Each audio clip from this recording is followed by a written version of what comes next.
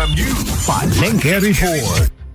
Naimbaga bigat mo, Idol Lawrence. Dahito yan ti presyo, digiti kang runaan na nateng, iti palengke tayo, iti syudad, iti lawag. Presyo ti karabasa, 60 pesos iti kada kilo. Ti sabong nakit, 10 pesos iti kada bundle. Utong taba, 50 pesos ti kada bundle. Kamatis, 30 pesos iti kada kilo. Laya, 150 pesos. Tarong adadakkel, 80 pesos. Kabatiti, 120 pesos. Okra, 80 pesos. Sibuyas, 150 pesos.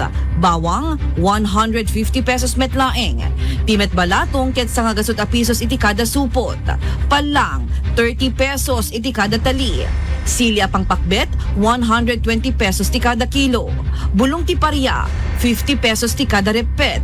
Parya pang pakbet, sa ngagasot a pisos. Bulong ti lasuna, 10 pesos ti kada repet. Petchay, 25 pesos iti kada bundle. Saluyot, 50 pesos ti kada bundle.